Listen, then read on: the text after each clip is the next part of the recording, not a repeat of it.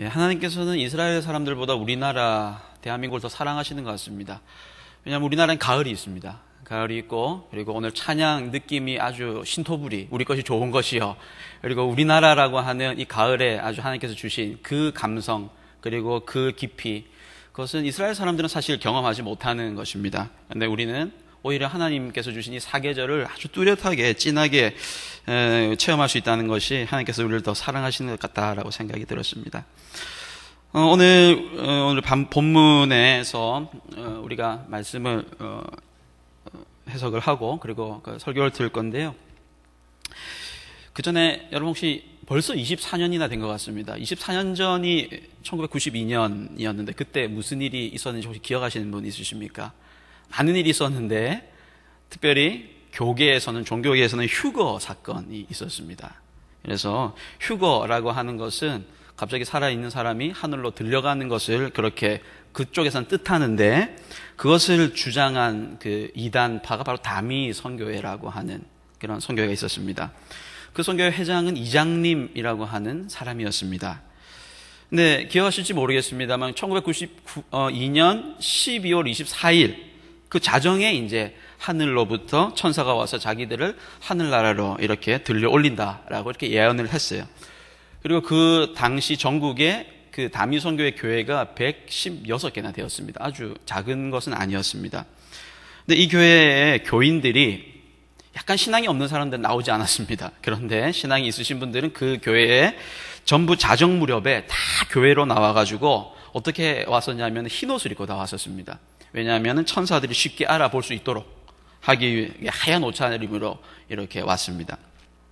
그런데 11시 51분, 2분, 59분이 됐는데 아무런 이게 없는 겁니다. 자정이 넘었습니다. 그런데도 아무런 징조가 보이지 않았습니다.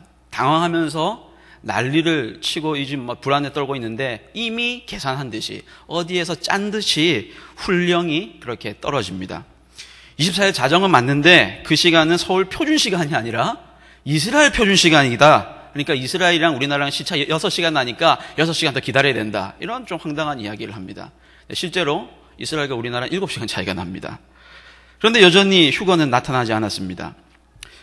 그런데 또 재미있는 것은 이런 다미 선교회 사람들이 설교에 열정이 많아가지고 필리핀에 그 당시에 교회를 엄청나게 개척을 했습니다. 신도는 약 200명 정도 되었고 그 필리핀에 있는 교인들도 이렇게 똑같이 했답니다. 그런데 필리핀에도 똑같이 아무런 일이 일어나지 않았죠. 나중에 광고에 하나님이 오시는데 교통이 마비돼가지고 못 오셨다라고 하는 그런 이야기까지 돌았습니다. 결국 그 교통이 어떤 교통인지 모르겠지만 영원히 마비돼 지금 아직까지도 안 오고 있지 않습니까? 네, 여러분, 이런 웃지 못할 해프닝들이 이런 문명 국가에서 지금 대한민국에서 일어났습니다. 그리고 그와 같은 신앙의 그런 멘탈리티를 가진 분들이 지금도 많이 있습니다. 그런데 여러분, 이것은 2000년 교회 역사에서 여러 곳에서 이런 일들이 있었습니다. 그런데 그 당시에 네이버에 찾아보시면 옛날 신문이 보입니다. 옛날 신문 딱 치시면은 옛날에 그 흑백 신문 그것이 딱 있는데 그 휴거와 관련해가지고 나중에 검찰에서 이제 법적 조치를 했고 조사에 들어갔습니다. 그리고 근데 나중에 들어가 보니까 그 이장님이라고 하는 그 교주가 신도들의 재산을 갈취했다라고 하는 겁니다. 그래서 구속해 조사해 보니 수십억 대의 재산을 모았던 게 사실이었는데 그것은 곧 오게 될 그 휴거라고 하는 그 믿음을 가지고 신도들이 집과 땅을 팔아서 헌금한 거 그것을 자기가 착복했던 겁니다. 그런데 이 교주인 이장님이라고 하는 사람 아주 웃겨요. 보면은 물어보니까 신도들은 휴거에 참여하고 본인은 휴거 후에 남아가지고 고통의 시대를 살아가는 이 사람들에게 이게 구원할 특별한 사명을 맡았기 때문에 그 일을 위하여서 돈을 모았다라고 그렇게 아주 황당한 거짓말을 이렇게 합니다. 그래서 이 교주는 이제 9월 25일자로 전 교인들에게 그 당시 특별 하달을 합니다. 휴거 오지 않습니다. 제가 잘못 말했습니다. 그런데 이미 그 말은 이미 늦었습니다. 워낙 믿고 있는 사람이 많았기 때문에 그거는 당신 믿음이고 휴거는 분명히 올 거다. 이 교주가 거짓말로 가르친 것에 이 사람들이 완전히 세뇌돼가지고 교주가 이제 다른 얘기를 해도 듣지 않는 겁니다. 그래가지고 그 일을 위해 이제 그들이 이제 모여가지고 후계자로 고등학생 한 명을 뽑습니다. 고등학생 한 명을 뽑아가지고 다시 휴거를 준비하다가 완전히 이제 망하고 말았습니다. 이제 사라져 버렸습니다. 그 후로 또 여러 가지 오대양 그리고 뭐 구원파와 관련된 사건들. 그런데 이 모든 대한민국에 일어났던 이런 아주 황당하면서도 어이없지만 이런 슬픈 사연들, 그런 일들의 족적을 따져보면 다른 것은 모르겠지만 한 가지의 공통된 이유가 있습니다. 그것은 바로 사람들은 이 땅을 살아가는 것이 너무나 살기 힘들고 무언가 새로운 삶을 개척하기 위해서는 기적을 필요로 했던 그런 삶의 궁지에 몰렸던 사람들이 그쪽으로 막 들어왔다라고 하는 것입니다. 여러분, 사람은 기적을 경험하고 싶어 합니다. 기적을 만들고 싶어 합니다. 기적에 대한 열망이 대단합니다. 지금도 누군가가 병 낫게 해준다라고 하는 그런 소리가 들리면 그 기도원으로 다 사람들이 가는, 또 그런 신유의 역사, 이런 것들을 계속 우리 교회 근처에서도 그런 교회 방향이 지금 그렇게 가는 교회들도 있습니다. 근데 여러분, 기적에 대한 열망이 너무나 강렬하면요, 어떻게 되냐면 사교 집단으로 변합니다. 이런 사람들의 공통점이 있습니다. 근데 사도행전에 나오는 대로, 성경에 나오는 대로 말하면 사실 매일 모여서 찬송하고 기도하고 모두 내어놓고 어려운 사람들을 나누고 돕고 살아야 하는데, 사교들은 교주 혼자 이 모든 것을 측근들과 나누어 가집니다. 북한도 사실 나라라기보다는 어떤 사이비 집단이나 비슷합니다. 나눔이 없는 착취이고 축적입니다. 이것을 잘못 악용한 집단들은 정치적으로 말하면 독재자고 독재 체제입니다. 종교를 빙자한 독재입니다. 그리고 사회 경제적으로 이런 사람들은 나눔이 없는 자본과 착취가, 그리고 종교적으로 봤을 때는 이단 사설을 퍼뜨리는 사기꾼 행각입니다. 그런데 이것들이 2000년대, 1990년대, 80년대만 있었던 것이 아니라 예수님이 돌아가신 그 이후에부터 바로 시작이 되어서 아주 역사가 깊습니다. 여러분, 우리 인간은 기적이라고 하는 욕망 앞에서는 모든 것이 소용없는 것 같습니다. 로또가 1등이 되었다라고 하는 그 가게에 사람들이 줄을 서서 로또 장사만 잘 되고 그 명당이다, 이런 것에 사람들이 모이는 것, 기적이라고 하는 것에 대한 그런 판타지를 가지고 있는 것입니다. 그런데 예수님은 분명 우리에게 기적을 행하셨습니다. 기적을 행하시면서 하신 말씀이, 우리가 이것을 정확하게 기억하셔야 되는데요, 하나님 나라가 임하는 상징이다, 기적은 하나님의 나라가 임하는 표징이다, 그렇게 말씀하신 것입니다. 즉 하나님의 나라를 가르치는 그 손가락이 바로 기적을 하는 예수님께서 보여주셨는데, 사람들은 그 손가락이 방향을 보는 것이 아니라 그 손가락만을 바라보는 것이었죠. 그렇기 때문에 기적 자체가 중요한 것이 아니라, 신약 성서에서는요, 하나님 나라는 이런 기적과 같은 방식으로 우리에게 올 것이고 우리를 구원해 주실 것이다 라고 예수님께서 예표적으로 보여주시면서 기적을 행하신 것입니다. 여러분, 기적이 얼마나 좋은 것입니까? 저도 지금 기적을 바라고 있습니다. 저도 기적을 행할 수 있었으면 좋겠고 기적의 이익을 보는 사람이었으면 좋겠습니다. 여기 앉아 계시는 성도님들도 다 마찬가지시죠. 아마 기적을 원하지 않는 사람은 아무도 없을 것입니다. 근데 우리가 예수님의 기적을 한번 생각해 보아야 합니다.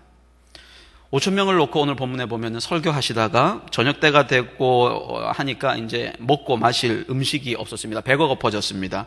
예수님께서 장시간 아마 하나님의 나라에 대해서 설교하신 것 같습니다.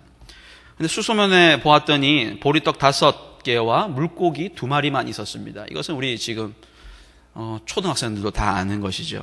근데 여러분, 물고기 2마리와 보리떡 5개를 합치면은 총 몇 개가 됩니까? 7개입니다. 이 7개라고 하는 완전수, 이것을 모아서 하나님께 예수님께서는 기도하신 후에 떡을 떼고 생선을 나누었더니 5,000명이 풍성하게 먹고도 12광주리가 남았다라고 성경은 분명히 기록해 놓고 있습니다. 성경 본문에 보면은 이런 기적을 보도한 2가지 본문이 있습니다. 하나는 보리떡 5개와 물고기 2마리로 5,000명을 먹이시고 12광주리가 가득 찼다라고 하는 기사이고요. 이것은 다 마태, 마가, 누가, 요한 복음서에 다 나와 있습니다. 또 하나는 비슷한 이야기인데 보리떡 7덩어리와 물고기 몇 마리를 가지고 4,000명을 먹이시고 7광주리에 남았다라고 하는 그런 이야기도 있습니다. 그럼 여기서 먹은 청중의 수가 4,000명과 5,000명, 이것이 어느 것이 맞습니까? 그것이 중요한 것이 아니라 이 2가지 기사의 상황이 달랐다라고 하는 것입니다.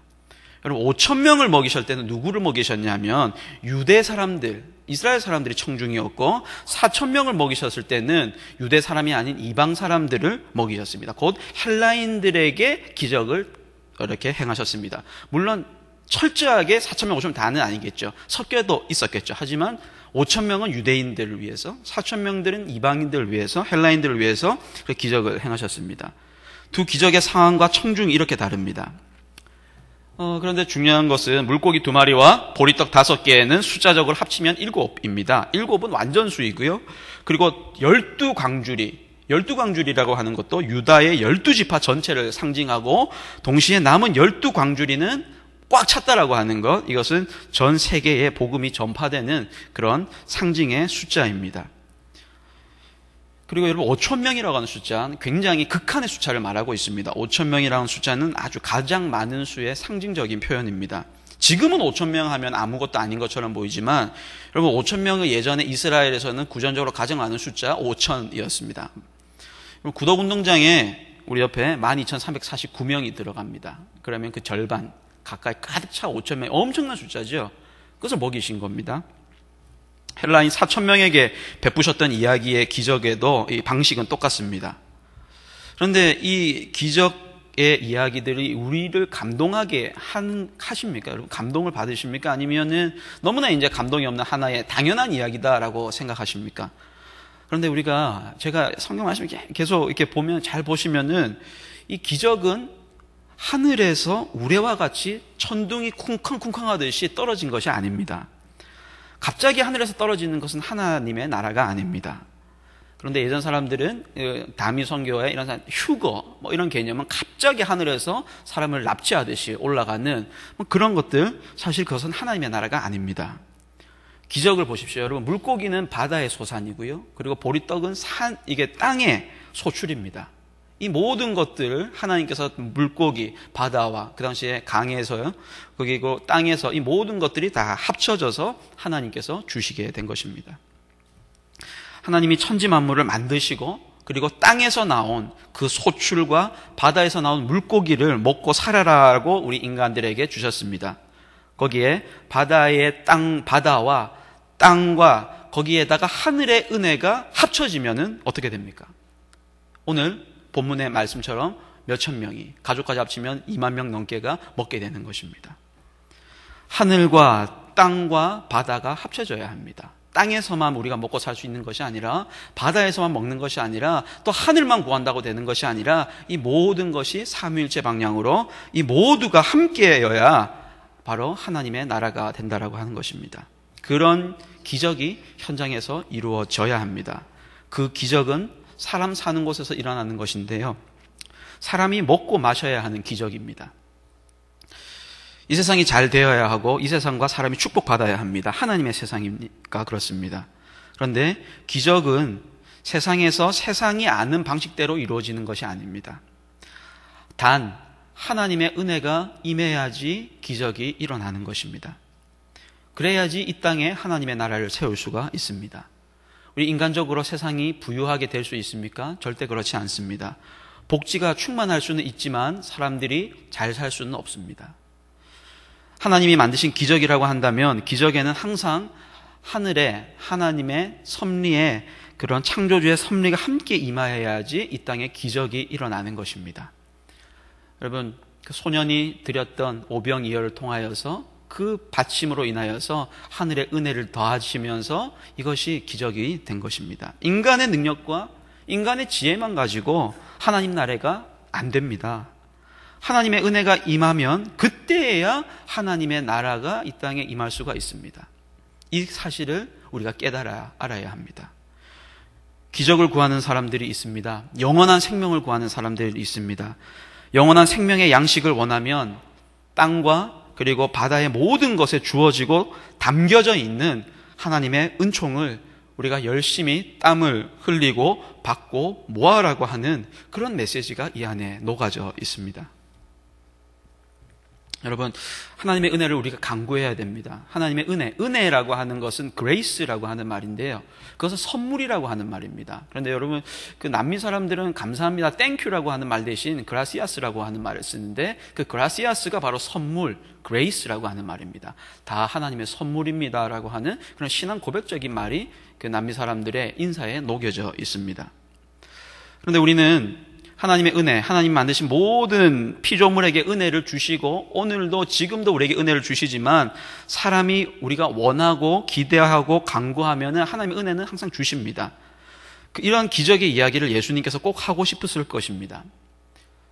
주기도문의 핵심이 있습니다. 주기도문 우리가 예배 시작 전에 그리고 끝날 때 이렇게 하기도 하고 하는데요. 주기도문 중에서도 핵심의 단어가 있는데 그것은 바로 하늘나라가 하늘에서 이루어진 것처럼 이 땅에서도 이루어지게 하소서라고 하는 그 말이 주기도문의 핵심입니다. 주님이 가르쳐 주신 기도입니다. 하나님의 나라가 임한 것처럼 이 땅이 하나님 나라가 되게 하소서. 이건 누구에게 말한 겁니까? 바로 제자들에게 말한 것이고 우리들에게 말하는 것입니다. 사람들은 이상하게 이 땅에서 일어나는 기적은 믿지 않고 땅이 아닌 곳에서 일어나는 저 멀리 있는 우리 사후에 저기에 있는 그런 기적을 믿고 사람들을 현혹하고 있습니다. 여러분, 현혹당하지 마십시오. 하나님 나라는 이 땅에서 이루어집니다. 그리고 이 땅 이외에서 생기는 것에 대해서는 우리가 관여할 사항이 아닙니다. 사람이 죽어서 성경에 말하듯이 아브라함의 품속에 가면, 곧 하나님께 가면 그때 돼서 그곳에서의 생명과 기적은 하나님께서 알아서 이루실 것입니다. 여러분, 예수님이 오신 것은요, 구약 시대에, 이제 구약이라고 하는 것은 구약 사람들은, 이스라엘 사람들은 내세관이 없었어요. 내세관이 아니라 현세적인 사람들입니다. 그래서 탈무드라든지 미시나라든지 이것은 이 땅에서 어떻게 잘 살아가는가에 대해서 아주 기술을 가지고 있는 사람들입니다. 그래서 유대인들이 아주 잘 살죠. 유대인들은 그렇습니다. 그런데 그것을 예수님께서 오셔서 하나님의 나라를 보여주시고 천국을 보여주시고 그것이 이제 이 땅에 임하게 하라라고 하는 그 중의적인 표현을 예수님께서는 오셔서 말씀하셨습니다. 이것이 하나님의 영역입니다. 우리가 관심을 가져야 할 영역은 바로 이 하나님의 이 땅, 우리가 살아가고 있는 이 땅을 어떻게 하나님의 나라로 만드냐에 대한 그 영역, 관심입니다. 이 땅에서 살라고 목숨을 주셨으니 하나님 나라 시민처럼 땅에서 살아라. 하나님 나라를 땅에서 맛보며 살아라. 이를 위해서 최선을 다하는 것이 우리에게 주어진 하늘의 사명입니다. 그러면 물고기 2마리와 보리떡 5개를 통하여서 하늘이 열렸을 때 많은 사람들이 먹었던 것처럼 우리의 노력과 우리의 최선이 하나님의 은혜와 함께 이것이 임팩트가 생길 때, 불꽃이 일어날 때 바로 하나님의 나라가 나를 통해서 이곳에 임하게 되는 것입니다. 하늘에 계신 그리스도가 육신을 입고 이 땅에 오신 이유가 바로 여기에 있습니다. 구약으로 돌아가 보면 옛날 이스라엘 사람들은 어떻게 기적을 경험했습니까? 모세의 이끌림을 받은 사람들은 광야에 마실 물이 없었습니다. 먹을 것이 떨어졌습니다. 그래서 그들은 기적 없이는 하루하루가 살 수 없는 날이었습니다. 모세를 통하여서 사막 가운데 바위를 쳐서 물을 내게 하시고 먹을 것이 없는데 만나를 주시고 아무것도 없는 반경 몇천 킬로 안에 아무것도 없는 곳에서 기적 없이면 살지 못한다라고 하는 그 레슨을 40년 동안 시켜주신 것입니다. 하나님이 가져다 주셨습니다. 밤에는 하늘을 나는 메추라기로 고기를 주셨습니다. 여러분, 예수님 때는 갈릴리 주변에는 당연히 사는 사람들이니까 먹을 것은 물고기입니다. 그런데 그 대신 사막에서는 메추라기를 주셨습니다. 우리가 사는 그 장소, 우리가 있는 그곳에 따라서 그곳에서 필요한 것으로 자주 나는 것으로 하나님께서는 우리에게 먹여주십니다. 하나님의 기적은 갑자기 하늘에서 떨어진 것이 아니라 땅에 사는 그 만나를 주심으로 그 만나를 우리가 거두어야 되는 노력도 하게 하여 주셨습니다. 또 우주에 이 공중을 나는 메추라기를 하나님께서 바람을 불어서 보내주셨습니다. 그것을 잡았습니다. 우리가 때로 하나님의 기적이라고 하면 낙뢰처럼 쿠강쿠강 하면서 막 초자연적인 현상으로 떨어지는 것이 아닙니다. 물론 그런 것을 열려 있습니다. 완전히 없지는 않습니다. 하지만 너무 그것만을 바라본다면 신앙이 굉장히 변질이 될 수가 있습니다. 하나님의 나라는 우리가 죽어서 가는 하나님의 나라도 있지만 예수님께서 말씀하신 하나님의 나라는 하나님의 생명의 양식은 하나님의 축복은 이 땅을 위해서 이 땅에 사는 사람들에게 풍성하게 주기를 원하십니다. 주시는 분은 세상을 넘어서 하늘에 계신 분이십니다. 그리고 이제는 하늘과 땅이 만났습니다. 그것이 바로 예수 그리스도십니다. 오늘 이 사실을 예수님께서 말씀하시려고 기적을 행하셨고 그것을 보고 경험하고 우리에게 새로운 삶을 살라라고 말씀하십니다. 하늘과 땅이 만날 때, 하늘의 양식이었던 예수님과 땅의 양식이 필요했던 빵을 원했던 우리가 만날 때 놀라운 구원의 역사가 일어나는 것입니다. 예수께서 승천하시고 남은 자들은 너무나 허탈하기도 하고 그리고 또 하늘나라의 임재에 대한 정열과 이제 곧 오실 것이야 라고 하는 그런 기다림이 너무나 커가지고 마가의 다락방에 모여서 기도하다가 성령을 받았습니다. 그 성령을 받은 사람들이 확신이 생겼습니다. 이 땅에 이제 기적을 이루자. 하나님이 다시 오시기 전까지 하나님 나라 이루면서 살자라고 하는 그 성령을 받았다라고 하는 것입니다. 그래서 성령 받은 사람은 어디에 들어가가지고 아무것도 안 하고 기도하고 이런 사람이 성령 받은 것이 아니라 참 성령 받은 사람은 이 세상과 더불어 예수님을 전하면서 부드러운 사람입니다. 그래서 이런 희망과 결단으로 모인 것이 바로 초대교회였습니다. 함께 가진 것을 다 내어놓았고 누구 하나 착취하고 자기 2개 가지는 사람도 없었습니다. 필요한 사람에게 나눠주고 그리고 필요한 것을 공동으로 소유하고 찬송하고 기도하고 선한 일을 하고 살았습니다.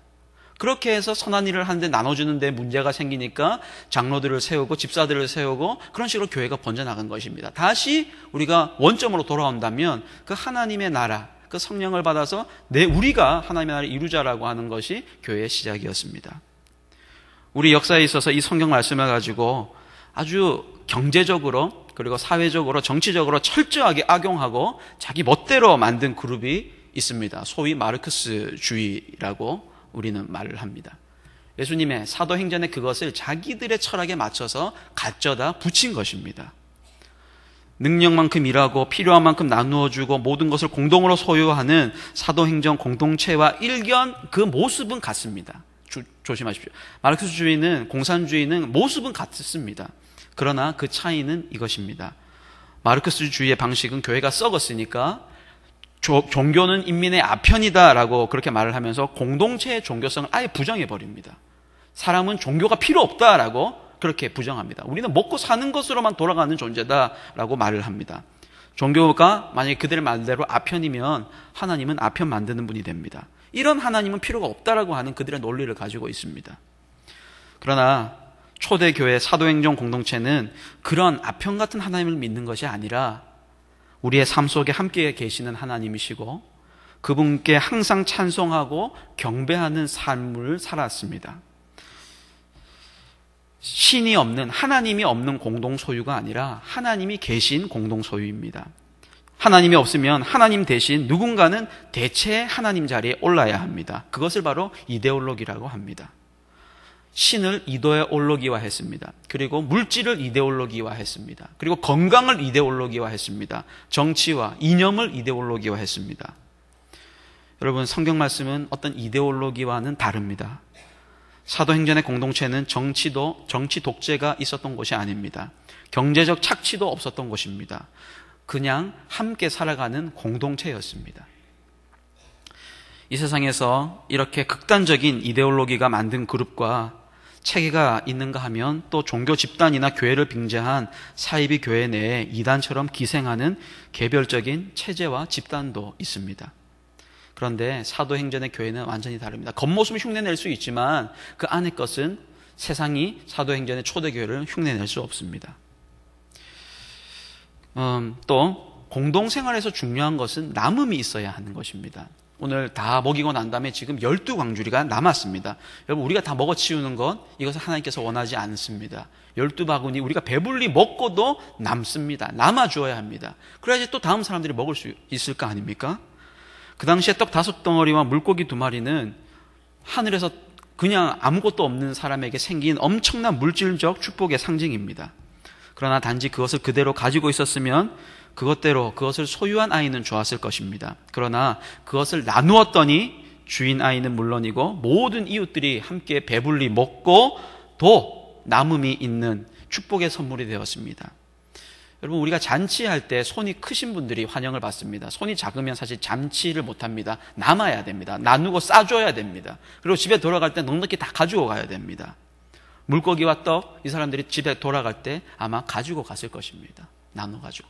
그리고 이 일들을 말을 듣지 못한 사람들에게 실제로 보여주면서 그것이 전도용품으로 그리고 하나님의 증표로서 그것이 사용됐을 것입니다. 여러분 중에 물고기, 그 당시에 물고기라고 하는 가치, 물고기 한 마리 가지고 계십니까, 여러분? 여러분, 보리떡 매일 먹을 수 있는 분도 계시고 그렇지 못한 분도 계시지만 우리 지금 대부분은 일용할 양식을 먹을 수가 있지 않습니까? 하나님의 축복은 감사해야 할 대상입니다. 나누지 않으면 안 됩니다. 그러나 예수님의 말씀은 하나님이 주신 그 축복을 우리가 그냥 그것만 우리가 소유하고 있으면 된다라고 말하지 않습니다. 하나님의 나라가 어떻게 이루어지냐면 축복을 나눔으로써 그 은혜를 나눔으로써 이루어진다라고 말을 합니다.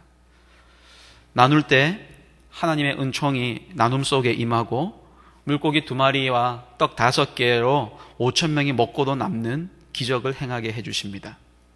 카톨릭의 찬양 중에 이런 찬양이 있습니다. 나눔이 있는 곳에 기적이 있다. 나눔이 있는 곳에 하나님이 계시다라고 하는 그런 성가가 있습니다. 너무나 좋은 성가인 것 같습니다. 여러분, 독점이 있는 곳에 하나님은 가까이 오시지 않습니다. 나누는 곳에 사랑과 평화, 하나님의 은총이 임합니다. 저는 우리나라 영화들이 1,000만 명을 넘는 영화들이 나온다? 건강한 것이 아닙니다, 여러분. 10만 명이 보는 영화 100개 나오는 것이 훨씬 더 건강한 것이고 문화계를 살찌우는 것입니다. 떡을 나누어 5,000명의 입에 들어가게 한다면 나누는 곳에 당연히 은총이 임해야 되고 하늘이 임해야 합니다.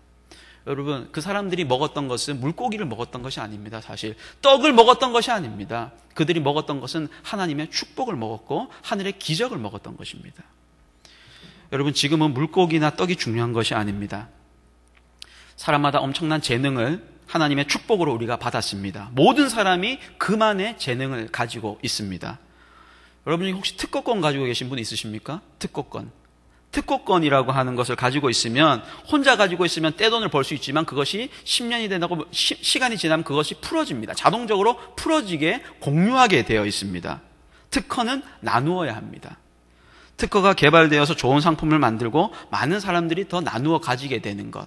여러분, 그렇게 될 때 하나님의 나라가 아주 풍성하게 편만하게 이루어지는 것입니다. 장하준이라고 하는 교수가 있습니다. 영국에 있는 캠브리지 대학교 경제학 교수고 우리나라 사람인데 굉장한 분인데요. 이분이 한 그 적은 책 중에 이런 말이 사다리 걷어차한다라고 하는 말이 있습니다. 선진국들은 사다리를 자기들을 타고 올라왔는데 나머지 후진국들이 올라오려고 하니까 이 사다리를 차버린다라고 하는 것입니다. 독점하려고 한다라고 하는 것입니다. 그러면 그것은 하나님의 나라가 아닙니다.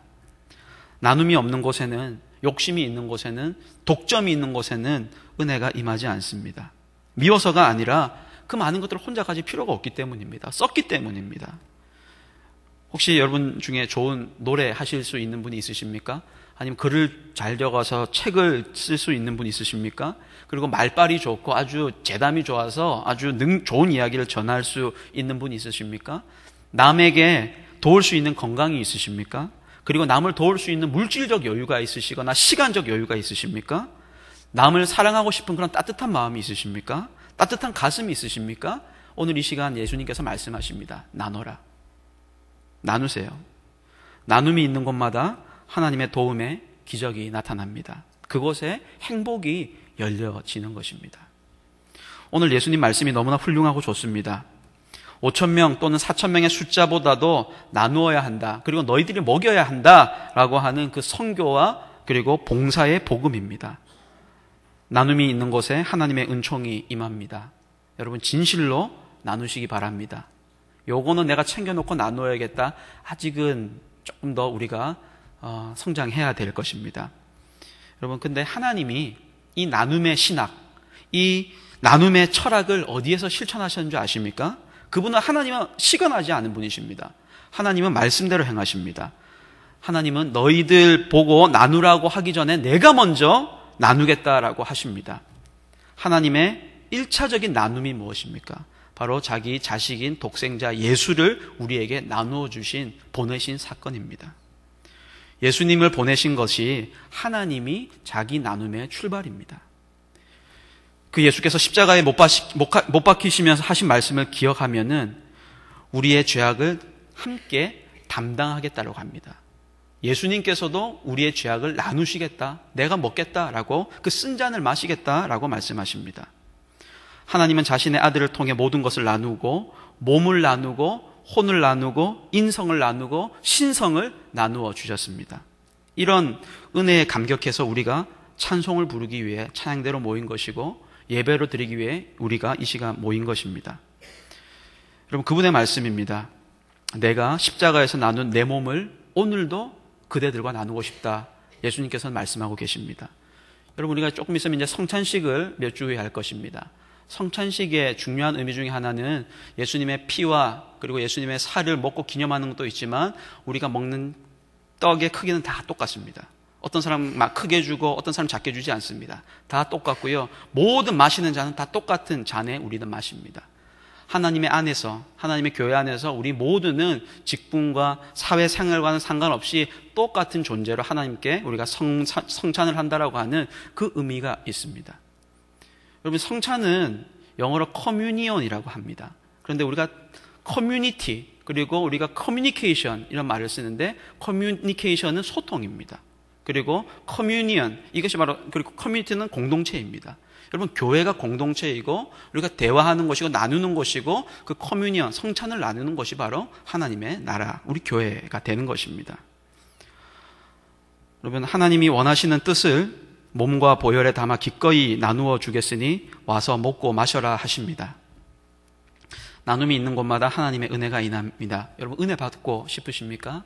내가 먼저 은혜를 받기를 원하십니까? 그러면 하나님의 축복을 받고 나누세요. 나누시기를 원하요. 나누면 은혜와 축복이 옵니다. 나누면 빈 곳에, 내가 나누었던 그 빈 곳에 하나님께서는 더 채워주십니다. 더 넓게 채워주시고 그 은혜가 또 채워져서 또 나누게 하십니다. 또 나의 카페가 넓어지는 것입니다. 세상이 행복해집니다. 나눔이 없는 세상은 각박합니다. 여러분, 최근에 혼밥, 그리고 세상을 다니는 사람들 혼술, 혼자 밥 먹는 그런 문화와 그런 트렌드가 있습니다. 아주 하나님의 눈에는 슬픈 모습이 아닐까 싶습니다. 우리 교회에서도 식사를 하실 때 혼자 드시는 분이 있으시면 여러분들이 가셔서 같이 식사하시길 바랍니다. 여러분, 그리스도는 나누시는 분이십니다. 그리스도의 신성도 우리에게 나눠주셨고 인성도 나누어 주셨고 은총도 나누어 주셨습니다. 은총을 받은 우리는 그것을 또 나누어 주어야 합니다. 하나의 촛불이 여러 가지 촛불에 계속 밝히듯이 그 빛의 중심이 바로 예수 그리스도이십니다. 나누어야 할 사람, 나누어야 할 현장, 세상 너무나 많습니다. 한국을 넘어서서도 많이 있습니다. 눈물이 있는 곳에 가서 눈물을 닦아주고 그 자리에 오히려 웃음을 선사함으로 우리가 기쁨을 나누시길 바랍니다. 죽음이 있는 곳에 가서 하나님의 영원한 생명으로 삼켜서 나눔을 우리가 행하시길 바랍니다. 오늘 주님께서 이 시간 우리에게 말씀하십니다. 나누어라, 나누어라. 나는 그곳에 성령의 능력으로 너희가 나누는 곳에 함께 있겠다. 주님의 약속입니다. 여러분들이 가지고 있는 귀한 재능 많이 나누시길 바랍니다. 주님의 축복을 기원합니다. 기도하도록 하겠습니다. 하나님 아버지, 감사합니다. 오병이어를 통하여서 우리에게 많은 의미, 하늘의 뜻을 보여주신 그 예수님의 뜻을 우리가 기억하기를 원합니다. 단지 오병이어를 먹는 사람들은 그것을 먹고 배만 불렸지만 예수님의 뜻은 하늘의 은총을 너희들이 먹었다라고 하는 그 의미를 우리에게 또 허락하여 주셨습니다. 아버지, 오늘 드리는 예배와 우리가 살아가는 매일의 삶이 하나님 앞에 참된 예배가 되게 하여 주시고 또 교회 문을 나가는 순간부터 새로운 예배가 시작되오니 그 예배를 통하여서 하나님께 영광 돌리는 우리 구덕교회의 성도님 될 수 있도록 인도하여 주시옵소서. 우리가 너무나 땅의 양식만을 바라고 땅의 양식에 우리가 너무나 탐욕을 가지지 않게 하여 주시고 땅의 양식 나누면은 하늘 양식을 주신다라고 하는 그 사실을 우리가 깨달아 알게 하여 주시옵소서. 감사드리며 이 모든 말씀 살아계신 예수 그리스도 이름으로 기도드리옵나이다. 아멘.